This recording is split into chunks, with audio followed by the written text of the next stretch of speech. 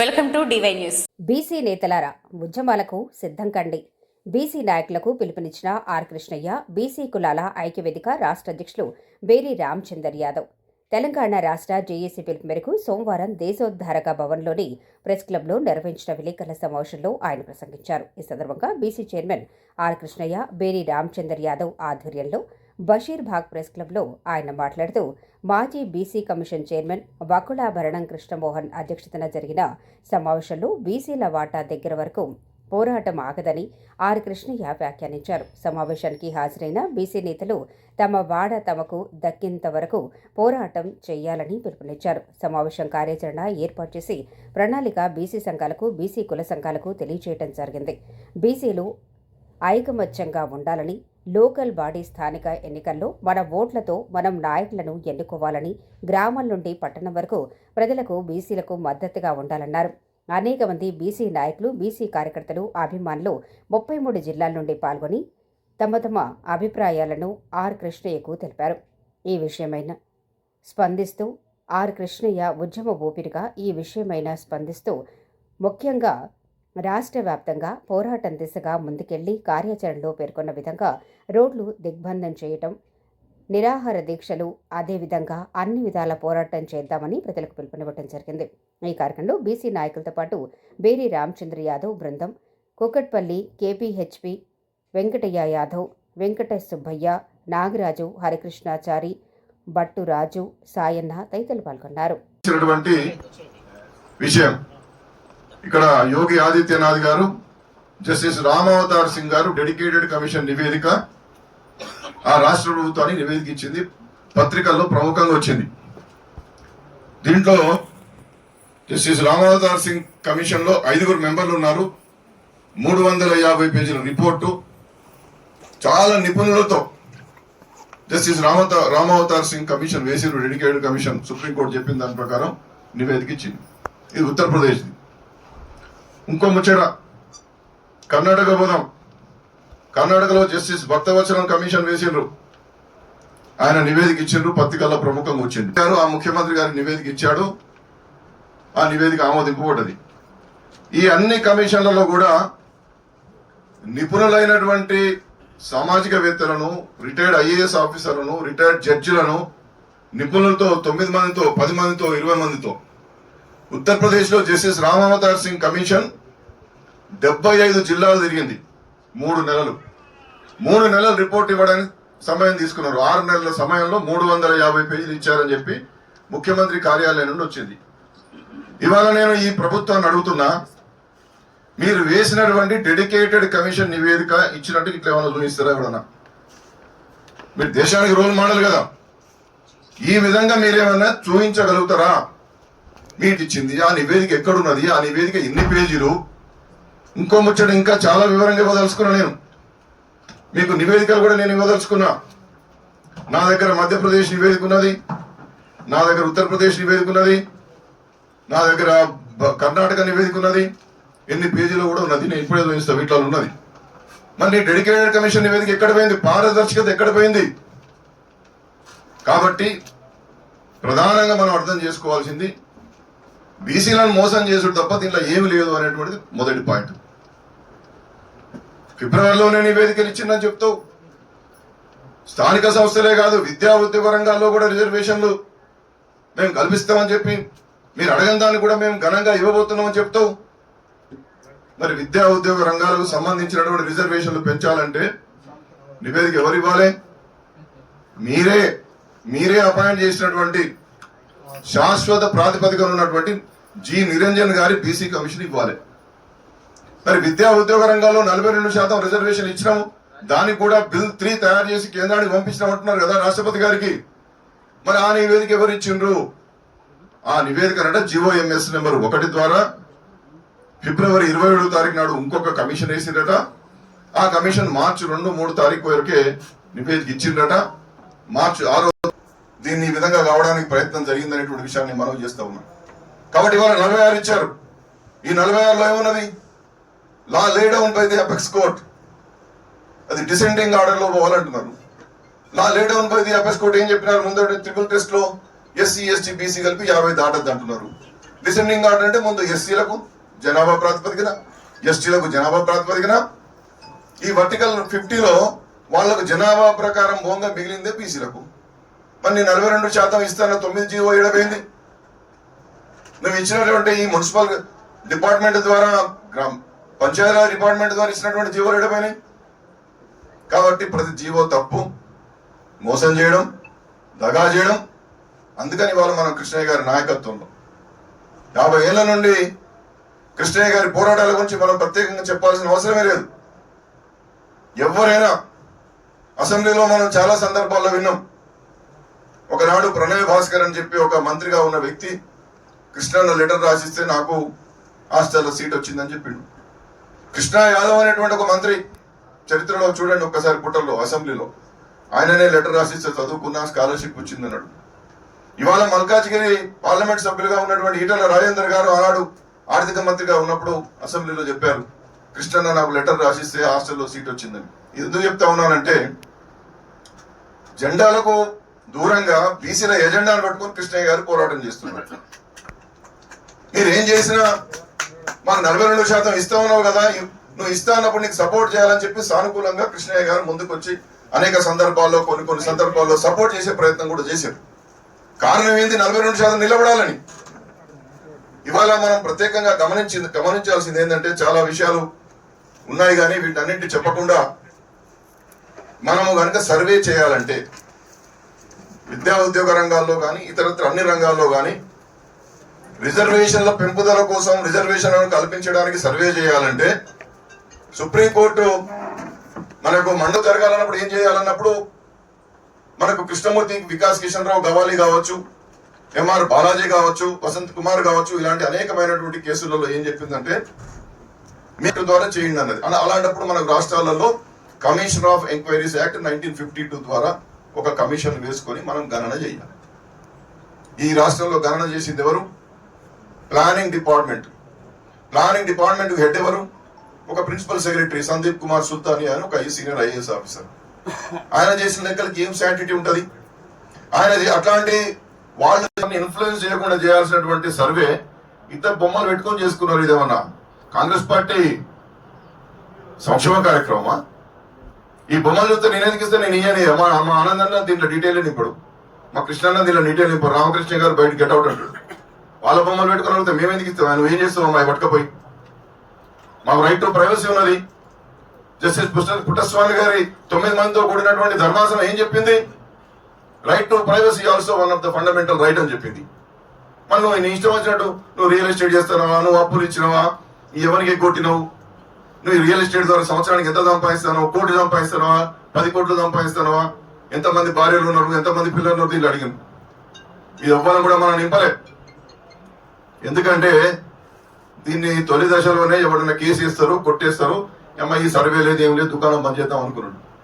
కానీ ఇక్కడ విఘ్నులైనటువంటి పెద్దలందరూ కూడా మా జాతికి మేలు జరగాలని చెప్పి ఎవ్వరం కూడా మనం పోలే. అయినప్పటికీ మొత్తం సర్వే జరగలే. హైదరాబాద్ 30% కూడా జరగలే, పట్టణాల్లో 40% కూడా జరగకపోయినా 99% సర్వే జరిగింది అంటున్నాడు. మనం ఒక్కటి కాకపోతే మన జాతికి, మన జాతులకు ద్రోహం చేసిన వాళ్ళం అవుతాం అనేది గుర్తుపెట్టుకోవాల్సినటువంటి అవసరం ఉంది. ఒకవేళ ఈ వేదికలో సరైన నిర్ణయాలు తీసుకోకపోతే మీరు సూచనలు చేయండి, మీ సలహాలు ఇవ్వండి, ఇంకా ఏ విధంగా చేస్తే బాగుంటుందో చెప్పండి. పార్టీలకు రాజకీయాలు ఎన్నికలు వచ్చినప్పుడే మనం సపోర్ట్ చేస్తాం, అది అయిపోయింది, మన జాతరకు అన్యాయం జరుగుతున్నది. ఈ జరుగుతున్న తరుణంలోనన్నా మనం ఆలోచన చేయకపోతే మనం మాట్లాడడానికి ఏముండదు. అసలు మనకు మాట్లాడే మైకులు ఇవ్వరు వాళ్ళ పార్టీలలో, వాళ్ళ పార్టీలలో మనకు సీట్లు కూడా ఇవ్వరు. ఇక అయిపోయింది అనేది దీంతో మనలా పూర్తిగా ఇది చేసేటువంటి ప్రమాదం కూడా ఉంది. మనం బలమైన ఉద్యమం వచ్చిందని అనుకుంటున్నాం. మొన్న జరిగిన పోరాటం తర్వాత, ఇచ్చిన బంధు పిలుపు తర్వాత ఒక బలమైన చైతన్యం వచ్చింది, ఇది ఐక్యంగా పోతుంది అని. మరి ఏ డాక్టర్ దగ్గరికి పోయినా అనాలిసిస్ చేసి రోగం ఒక్కటే, దీనికి కావాల్సిన మందు ఒక్కటే అని చెప్తారు. కానీ మన అన్నలకు ఎందుకు ఈ రోగం ఒక్కటే అని తెలిసినాక మందు ఏదైతే ఒక్క ఐఏఎస్ ఆఫీసర్ రిటైర్డ్ చేశాడో ఇవన్నీ కూడా సూచిక మనకు. ఎందుకు ఈయన తప్పకుండా ఏదో కుట్రపూరితంగా చేస్తున్నాడు అనేది ఒక సూచన ముందుగానే వచ్చేసింది. తెలిసిన వాళ్ళకి అందరికీ వచ్చేస్తుంది. కానీ కొందరికి మాత్రము కాంగ్రెస్ పార్టీతో అనుబంధంగా ఉండే నాయకులకు మాత్రము ఆయనకు పాలాభిషేకం చేయడం జరిగింది. చేశారు, ఓకే, ఆల్ రైట్. చేసిన తర్వాత మళ్ళీ ఇప్పుడు మీరేం చేస్తున్నారు? ఆయన ఇవ్వకపోతే మీరు పోయి చేయాలి కదా. కాబట్టి వాళ్ళు చేయలేరు. ఇంకా మనం ఏమంటే ఏమి చేయాలి అనే దాని మీదనే ఆలోచన చేద్దాం. ఎందుకంటే గతం కథ. కృష్ణయ్య గారి నాయకత్వము మామూలుగా ఆయన, నేను ఇక్కడికి వచ్చినప్పటి నుంచి 83లో ఇక్కడికి వచ్చాను. నేను హైదరాబాద్కు. నేను డిఫెన్స్లో నేను all India general secretary for defence employees, ఆ రాష్ట్ర ఆఫీసర్స్ వరకు. JCM second level member, third level మెంబర్గా కూడా ఉంది. కాబట్టి నాకు కొన్ని విషయాలు కొద్దిగా బాధ అనిపిస్తుంది. ఇప్పుడు నేను ఒకటే చెప్తున్నాను, ఇంకా మనం చేయాల్సిన పరిస్థితి అంటే ఒకటి ఉద్యమం. కృష్ణయ్య నాయకత్వంలో ఉద్యమం చేసేది మంచిది. ఎందుకంటే ఆయన ఇప్పుడు రాజ్యసభ మెంబరు ప్లస్ బీజేపీలో ఉన్నాడు. కానీ బీజేపీలో ఉన్నా కూడా బీజేపీ పార్టీని ఇది బీసీలకు రిజర్వేషన్స్ అగ్నెస్ట్ అని మాకందరికీ మా ఉద్దేశం ఉన్నా కూడా ఈయన మాత్రం ఆ పార్టీలో ఉండి కూడా ఉద్యమ దశలోకి వచ్చాడు 42% మీద. అంటే ఏమని అర్థము? ఆ పార్టీలన్నీ ఒక ఎత్తు అయితే నా బీసీ ఉద్యమం ఒక ఎత్తు అనేది ఆయన నిరూపించుకున్నాడు. కాబట్టి ఇది నేను ఈ మీటింగ్కి వచ్చాను. నాకు పిలుస్తూనే ఈ మీటింగ్కి ఎందుకు వచ్చానంటే అందుకే వచ్చాను. ఇప్పుడు అవసరం కృష్ణయ్య నాయకత్వంలో రాజకీయంగా మనం ఎదగాలి, తర్వాత మనకు 42% రావాలి అంటే డెఫినెట్గా ఒక నాయకుడు ఎన్నుకోవాలి. ఆ నాయకుడు కృష్ణయ్య కంటే ఇంక వేరే వాళ్ళు ఎవరు ఉండరు. ఇంకా నేను నెక్స్ట్ ఒక సజెషన్స్ నేను ఇస్తున్నా. ఏమంటే ఈ కేసులో నేను ఏం చేశానంటే, ఈ కిషన్ రావు గవాలి కేసు అంటే 3 జడ్జెస్ బెంచ్ అది జడ్జిమెంట్. అది ఈ కిషన్ రావు గవాలి కేసులో ఏం చెప్పాడంటే 50 మీరు కాంటెంపరేనియస్ ఎంపరికల్ సర్వే చేసుకున్నా కూడా మీరు 50%కే పెట్టాలి రిజర్వేషన్స్ అన్నారు. అది రీసెంట్ 2021 జడ్జిమెంట్. ఆ జడ్జిమెంట్ ద్వారానే కొద్దిమ హైకోర్టులన్నీ కూడా ఫాలో అవుతాయి. అందువల్లనే మేము ఈ కేసు ఇక్కడ హైకోర్టులో కూడా కొట్టేస్తుంది అనేది మాకు ముందే విరుతాం. ఇంకా కొట్టేయలే, ముందే జీవోని రద్దు చేశారు, కొట్టేయలేదు. వీళ్ళు అఫిడవిట్ ఇవ్వాలి, గవర్నమెంట్ ఇచ్చారో లేదో మనకు తెలియదు. తర్వాత వాళ్ళు మాధవరెడ్డి ఆయన ఒక అఫిడవిట్ ఇవ్వాలి, వాళ్ళకు 2 వారాలు ఇచ్చారు. ఇవన్నీ జరగక ముందు కోర్టులో ఏమీ నిర్ధారణ కాకముందే ఈయన 42%కి కుదించమని చెప్పాడు. నాకు అప్పుడు ఒకటి జ్ఞాపకం వచ్చింది. ఏమంటే మన దొర కూడా కేసీఆర్ ఇక్కడ కొట్టేసినప్పుడు ఈ రిజర్వేషన్స్ ను నేను సుప్రీంకోర్టుకి వెళ్తామని మీరందరూ వెళ్ళొద్దండి, నేనే తీసుకుని వస్తా అని చెప్పి అక్కడ పోయి 2 గంటలకు ఆ మీటింగ్ అన్నది కేసు ఉంటే 12 గంటలకు విత్డ్రా చేసుకుని వచ్చాడు. తమిళనాడు గవర్నమెంట్ అక్కడేమంటే 69% ఉంది అని 65%లో ప్రతి ఎమ్మెల్యే కదికలేదు. ఇచ్చిన మాటపై వాళ్ళకు ఒక నమ్మకం కానీ ఒక కమిట్మెంట్ కానీ కనీసం బాధ్యతగా మనం ఇచ్చిన మాటని కట్టుబడి ఉండాలనే ఒక నైతికత కూడా లేని నాయకత్వం ఈరోజు తెలంగాణ రాష్ట్రంలో ఉంది. కాబట్టి మనందరం ఒక ఏకతాటిపై నిలబడి ఈ ఉద్యమాన్ని ఉధృతం చేసి పెద్దలు చేసే అద్భుతమైన కార్యాచరణలో మందరం పాల్గొని 42 రిజర్వేషన్ కాదు అంతకు మించే సాధించుకునే దిశగా ప్రయాణం చేయాలి. ఇది గెలిచే యుద్ధం, మనందరికీ అర్థమవుతుంది. ఇది గెలుస్తాం. ఎందుకంటే తెలంగాణ ఉద్యమం సమయంలో బిగినింగ్లో చాలామంది విమర్శ చేసేవాళ్ళు.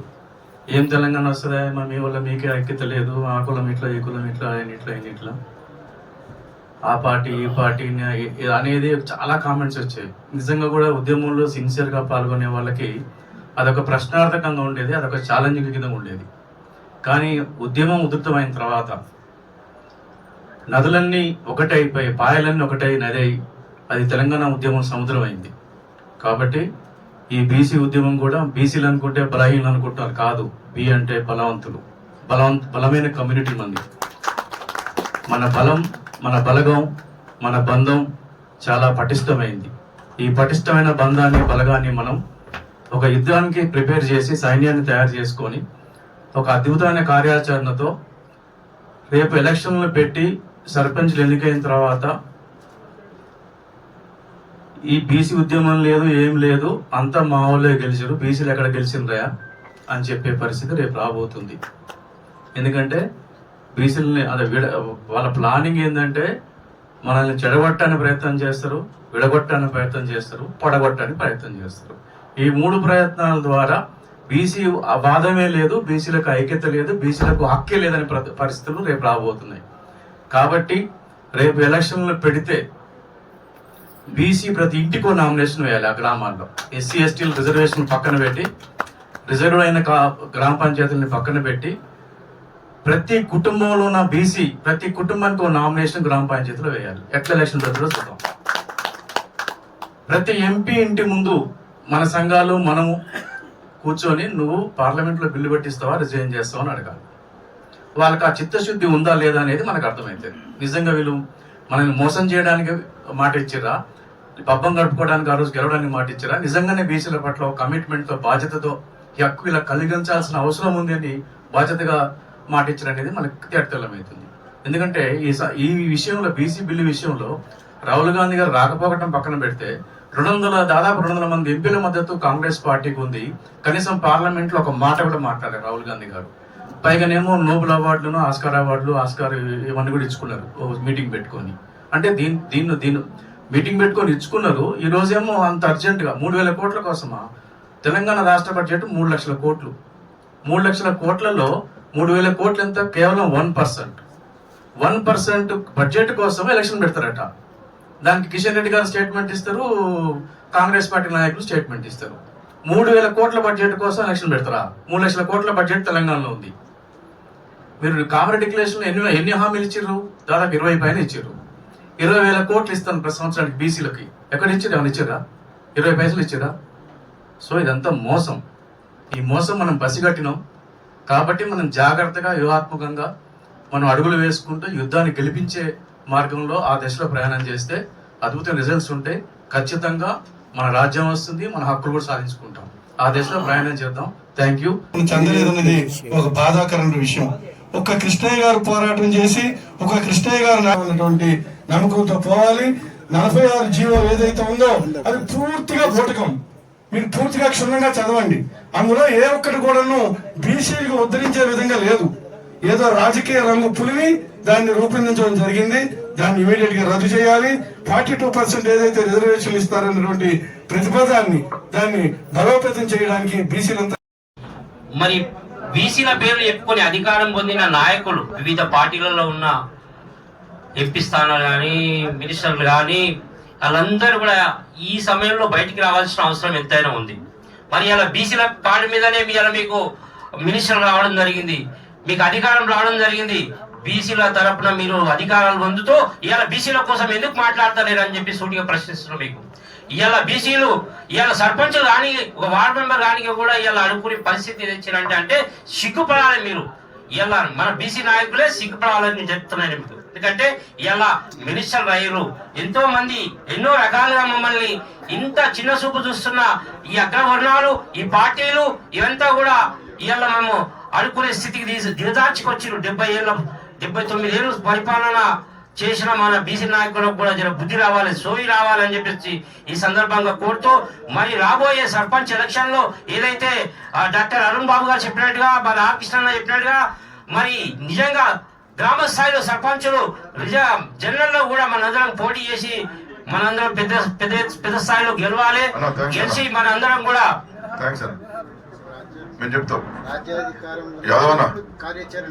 రాజ్యాధికారమే మన అంతిమ లక్ష్యం కాబట్టి దాని మీద కార్యాచరణ ప్రకటించాల్సిందిగా కోరుతూ, మా ఆర్ కృష్ణకు పూర్తిగా మద్దతు మా బీసీ ఐక్యవేద తరఫున తెలంగాణ రాష్ట్ర బీసీ సంఘం తరఫున తెలియజేస్తున్నాం. మరి ఆయన ఏ కార్యాచరణ ఇచ్చినా మేము దానికి సూచన తప్పకుండా పాటిస్తామని చెప్తాం. జై బీసీ. ఆ విధంగానే కార్యాచరణలో భాగంగా ఎక్కడికక్కడ తెలంగాణ రాష్ట్ర వ్యాప్తంగా మన సంఘాల నాయకులు, జేఏసీ నాయకులు, కుల సంఘాల నాయకులు అందరూ కూడా ప్రతి గ్రామంలో నిరాహార దీక్షలను వెంటనే ప్రారంభించాలి. ఆ విధంగానే ఎక్కడికక్కడ రహదారుల దిగ్బంధనం చేయాలి. ముఖ్యమంత్రికి నిజంగా, ప్రభుత్వానికి నిజంగా చిత్తశుద్ధి ఉంటే జనరల్ స్థానాలలో బీసీలను నిలబెట్టి గెలిపించాలి. ఆ విధంగానే దేశానికి రోల్ మోడల్ అని చెప్పుకుంటున్నారు కదా రేవంత్ రెడ్డి గారు. మీరు నిజంగా రోల్ మోడల్ అయితే డెడికేటెడ్ కమిషన్ నివేదికలను బహిర్గతం చేయాలి. సుదర్శన్ రెడ్డి కమిటీ నివేదికలను బహిర్గతం చేయాలి. గట్టిగా అందరూ కూడా గట్టిగా చెప్పడం కొట్టండి. ఆ విధంగానే ఇవాళ చివరి దశకు మనం చేరుకున్నాం కాబట్టి ఇంకా ఉపేక్షించేది లేదు. శాంతియుతంగానే మన ఉద్యమాలు చేద్దాం. కానీ ఇన్ని రోజులు నిన్న కూడా పిసిసి అధ్యక్షుల వారు మేము 42% ఇచ్చినటువంటి గొప్ప ఘనత మా పార్టీతో నిన్న కూడా ప్రకటించాడు పిసిసి అధ్యక్షుల వారు. ఇంతకన్నా దౌర్భాగ్యం మనం ఒకటి లేదు. అందుకనే ఎక్కడికక్కడ ఎమ్మెల్యేలు, ఎమ్మెల్సీలు, ఎంపీలు, మంత్రుల ఇళ్లను శాంతియుతంగా ముట్టడి చేయాలని చెప్పి ఈ యొక్క తీర్మానంలో నిర్ణయించడం జరిగింది. ఇవి నిబద్ధతగా నిజాయితీగా మనం చేద్దాం. గాంధేయ మార్గంలో ముందుకు పోదాం. మౌన దీక్షలు చేద్దాం. రిలే నిరాహార దీక్షలు చేద్దాం. ప్రతి ఎమ్మెల్యేకు రిప్రజెంటేషన్ ఇవ్వండి. వాళ్ళ ఇంటి ముందర కూర్చొని ధర్నా చేయండి. ఎమ్మెల్సీకి ఇవ్వండి, మంత్రులకు ఇవ్వండి. వాహనాలకు అడ్డం పోయి నిలబడాల్సిన అవసరం లేదు. వాహనం ఆగిన తర్వాతనే వారిని కిందికి రాకుండా దిగ్బంధనం శాంతియుతంగా చేయాలని చెప్పి ఈ యొక్క సమావేశం ఏకగ్రీవంగా తీర్మానం చేసిందనేటువంటి విషయాన్ని మనవి చేస్తూ, ఇది మన జాతి కోసం మరొక స్వాతంత్ర సమరం లాంటిది. ఇప్పుడు వెనకబడితే మనం ఎప్పటికీ వెనకబడిన తరగతులమే. కాబట్టి బీసీలంటే బలమైన వర్గాలని చెప్పి శంకరన్న చెప్పినట్టుగా బీసీలంటే వెన్నెముక బలంగా ఉన్నటువంటి వర్గాలుగా మనం నిరూపించుకోవాలంటే గ్రామ ప్రాంతాల నుండి గ్రామీణ ప్రాంతాల్లో మనము ఎప్పుడైతే రాజ్యాధికారాన్ని స్థాపించుకుంటామో ఇక్కడి నుండే ఎమ్మెల్యేలుగా, ఎమ్మెల్సీలుగా చట్టసభలకు పోయే అవకాశం వస్తుంది. కాబట్టి విశ్రమించేది లేదనేటువంటి విషయాన్ని మనవి చేస్తూ, ఇప్పుడు చివరగా ఈనాటి ముఖ్య అతిథి మన అధినాయకుడు, జాతీయ బీసీ సంక్షేమ సంఘం అధ్యక్షుడు, రాజ్యసభ సభ్యులు, ఆ విధంగానే జాతీయ ఈ జేఏసీ అధ్యక్షులైనటువంటి శ్రీ ఆర్ కృష్ణయ్య గారు వారి యొక్క అమూల్యమైనటువంటి సందేశాన్ని దిశానిర్దేశం చేయాల్సిందిగా కోరుతున్నాం. అన్నిట్లో బీసీ స్టడీ సర్కిట్లు, ప్రతి ఉద్యమం మన ఎజెండా తోటి విద్య, ఉద్యోగము, అధికారం ఓ ఎజెండాగా మనం ఉద్యమం చేశాం. పర్సన్ పేరు కోసం, ప్రతిష్ట కోసం, అధికారం కోసం, డబ్బు కోసం చేయలేదు. నా జాతి చదువుకోవాలి, ఈ జాతి అభివృద్ధి చెందాలి, జాతికి గౌరవం దక్కాలని పోరాటం చేశాము. ఆ పోరాటంలో వేలాది జీవులు తీసి విజయం సాధించాము. అట్లాంటి ఉద్యమాలకు మనం ఇంట్లో ఉండి ఎన్నంటి ఉన్నటువంటి కృష్ణమోహన్ గారికి, అదేవిధంగా సోదరుడు రామకృష్ణయ్య గారు కమిట్మెంట్కు ఆయన మారిపోయారు. ఎక్కడ ఎవరితో రాజీపడరు. బీసీ జాతి కోసం చాలా కమిట్మెంట్ తోటి పోరాడుతున్నటువంటి, పార్టీ పెట్టి రాజీ పడకుండా ముందుకు పోతున్నటువంటి రామకృష్ణయ్య గారికి, అదేవిధంగా తెలంగాణ ప్రజలను చైతన్యం చేసి ఏ విధంగా అయితే తెలంగాణకు ప్రజల మనసులను నాటుకునేటట్టుగా ఉద్యమానికి చీన్వ రూపంలో మరింత బలోపేతం చేసినటువంటి శంకర్ గారికి, మరి ఇప్పుడు బీసీ భావజాలాన్ని కూడా ఆ విధంగా చేసినందుకు ఒక మంచి సీన్గా తీసి కూడా మార్పుకొని వస్తారు. ఆ విధంగా మల్లేష్ గారికి, సిద్ధేశ్వర్ ఆయన మమ్మల్ని బీట్ చేసేటంత కమిట్మెంట్ ఉంది ఆయనకు. మనమేమో ఎజెండాతో పోయినాం కానీ సిద్ధాంతంలో రాజీ పడకుండా ఆయన ఇప్పుడు కాదు, ఇంతకుముందు విప్లవ సంస్థలు ఉన్నప్పుడు కూడా వీరన్న వాళ్ళందరితో కలిసి కులము వర్గంలో సిద్ధాంతాన్ని సూత్రీకరించిన సిద్ధాంతం రూపంలో కీలక పాత్ర వహించినటువంటి సిద్ధేశ్వర్ గారికి, భూమన్న సర్పంచుల సంఘానికే గుర్తింపు తెచ్చాడు. అనేక ఉద్యమాలు చేసాడు. ఎంత ప్రభుత్వం ఎంత రిప్రెషన్ చేసిందంటే అంత చేసింది సిద్ధేశ్వర్. మరి భూమన్నకి ఇంకా మిగతా సోదరులు అందరూ, కృష్ణారావు గారి శిష్టకరణ సంఘం ఎప్పుడు ముందుకు వస్తాడు. అదేవిధంగా వాళ్ళ సంఘాన్ని అందరిని తీసుకొచ్చి బీసీ ఉద్యమంలో చాలా రోజుల్లో ప్రముఖ పాత్ర, మంచి సలహాలు ఇస్తున్నటువంటి కృష్ణారావు గారికి, మరి అదేవిధంగా తన బేరి రామచంద్ర యాదవ్ తన వంతు పాత్రగా గ్రామంలో బీసీ సంఘాలు ఏర్పాటు చేసి ముందుకు పోతున్నటువంటి రామచంద్రరావు గారికి, రామచంద్ర యాదవ్ గారికి, అంజలి యాదవ్ బాగా ఇంతకుముందు అనేక మీటింగ్లో మంచి స్పీకరు. ఆమెకి ఈరోజు టైం దొరకలేదు కానీ మంచి స్పీకరు, మరి పోరాట పట్నం ఉన్నటువంటి అంజలి యాదవ్ గారికి, ఇంకా చాలా మంది ఉన్నారు. ఇప్పటికే చాలా కాలాతీతమైంది. అందరికీ 3 రకాలు పట్ట పగలు మోసం ఎట్లా చేస్తారో ముఖ్యమంత్రిని చూసి నేర్చుకోవాలి. ఎందుకంటే 2 years నుంచి కామారెడ్డి డిక్లరేషన్ ఎప్పుడు 2 years కింద డిక్లేర్ చేసిండు. 42% రిజర్వేషన్లు స్థానిక సంస్థలు పెడతా అని ఇంకా అనేక డిమాండ్లు పెట్టారు. అవైతే అనేక డిమాండ్లు ఆర్థికపరమైనటువంటి టోటల్ ఫీజు ఇస్తా అన్నాడు, కార్పొరేషన్లకు బడ్జెట్ ఇస్తా అన్నాడు. అవి అధికారంలోకి వచ్చి 2 ఏళ్ళు అయినా అమలు కాలే.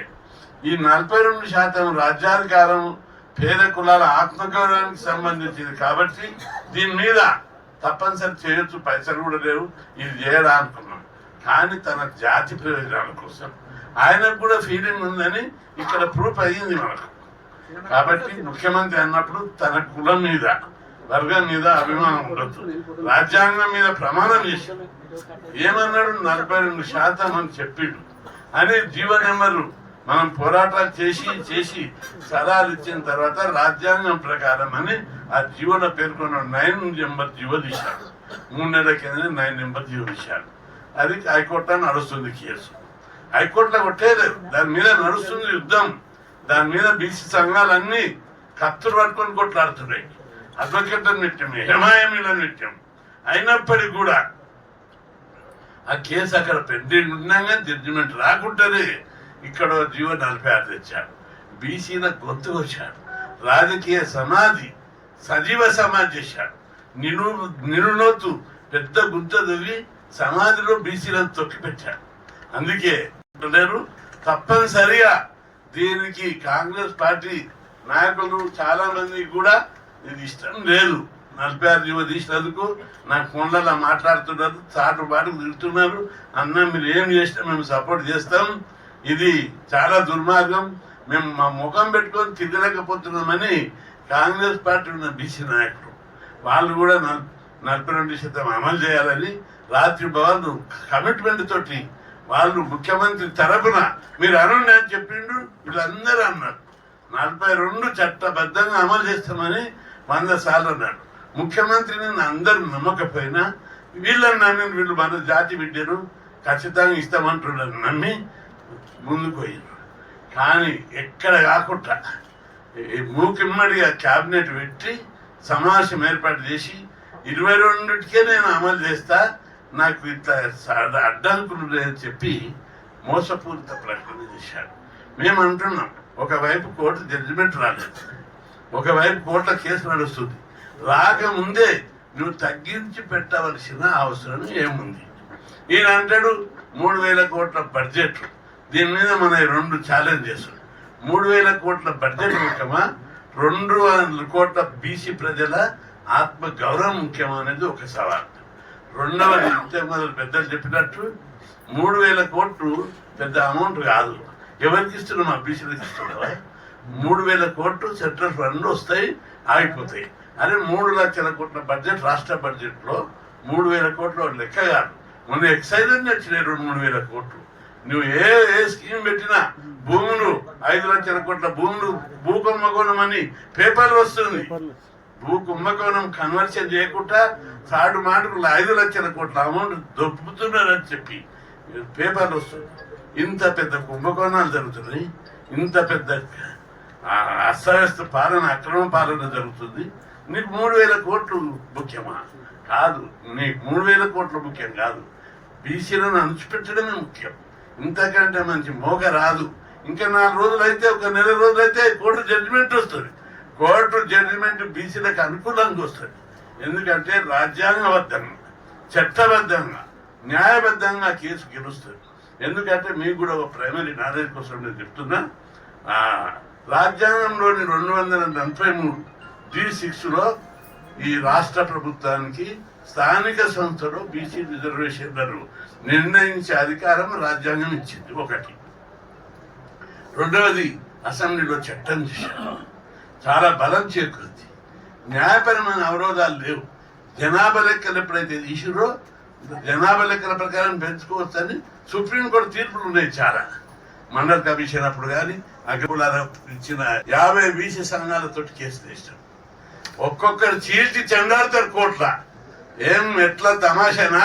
ఈ మహారాష్ట్ర కాదు, మధ్యప్రదేశ్ కాదు, యూపీ కాదు, ఒరిస్సా కాదు, తెలంగాణ పులులై గర్జిస్తారు ఇక్కడ. ఎందుకు ఆ మాట చెప్తున్నా అంటే, మహారాష్ట్రలో రిజర్వేషన్ల కేసు కొట్టేసారు. అక్కడ చిన్న ధర్నా చేయలేదు, నిరసన లేదు. ఉత్తరప్రదేశ్, మధ్యప్రదేశ్లో కూడా, ఉత్తరప్రదేశ్, మధ్యప్రదేశ్, ఒరిస్సా, కర్ణాటకలో కూడా రిజర్వేషన్ల మీద కొట్టేశారు. అక్కడ చిన్న మెమరాండం నిరసన కూడా జరగలేదు. కానీ తెలంగాణలో కేసు కొట్టేయలేదు. ఒక చిన్న స్టే ఇస్తేనే తెలంగాణ గర్జించింది, సింహగర్జన చేసి బంద్ జరిపితే ఢిల్లీకి శకదాలిగింది. పెద్ద ఎత్తున అవురా తెలంగాణ వాళ్ళు ఇంత మునగాల అని చెప్పి ఢిల్లీ వాళ్ళు నాకు ఫోన్ చేశారు. అంతేకాదు అమెరికా, ఇంగ్లాండ్, ఆస్ట్రేలియా, కెనడాలో ఉన్న బీసీలంతా కాలాలు వేసారు. మా తెలంగాణ బీసీ బిడ్డలు ఎంత మునగాలు, ఎంత మొగధీరుడు, వాళ్ళు చూడు ఎట్లా బంద్ జరిపిందని చెప్పి కాలాలు గల్లలు కట్టుకొని పైకేసి కిందిగా చూస్తలేరు వాళ్ళు. కానీ విజయవంతంగా నడిపించడానికి మీరు ముందుకు తీసుకుపోవాలని బీసీలకు అందరికీ నేను విజ్ఞప్తి చేస్తున్నా. నేను పోరాడి పెట్టించిన రోజు హాస్టల్ పెట్టాలని పోరాడినప్పుడు, గురుకులాలు పెట్టాలని పోరాడినప్పుడు, ఫీజు రియంబర్స్మెంట్ పెట్టాలని పోరాడినప్పుడు, లోకల్ బాడీ పెట్టాలని చెప్పి 85-86 పోరాడినప్పుడు ఒక కృష్ణబాబు నేను ఇంకొక జనాన్ని పెట్టుకుని కాలేజ్ పిల్లలను, హాస్టల్ పిల్లలతో ఈరోజు ఊరూరా సైన్యం తయారైంది. మహా ఉద్యమంగా దీన్ని తీర్చాలని. ఇప్పుడు కనుక మనం ఓడిపోతే ఇంకా 30 ఏళ్ళ దాకా ఆధిపత్య కులాలే మనం తొక్కి పెట్టడానికి ప్రయత్నిస్తాయి. ఈ దెబ్బతోటి మనం ఐకమత్యంగా కొట్లాడితే 42 వస్తాయి, 56 వస్తాయి. ఈ దెబ్బతోటి అన్ని పార్టీలు మద్దతు ఇస్తాయి, వాళ్ళ గెలుపు కోసమైన మద్దతు ఇస్తాయి. అన్ని పార్టీలు మద్దతు తీసుకోండి, కుల సంఘాల మద్దతు తీసుకోండి. ఈ ఉద్యమాన్ని తెలంగాణ ఉద్యమం కంటే ఎక్కువ బలంగా ముందుకు నడిపించాలని రాష్ట్ర ప్రజలందరికీ నేను విజ్ఞప్తి చేస్తున్నా.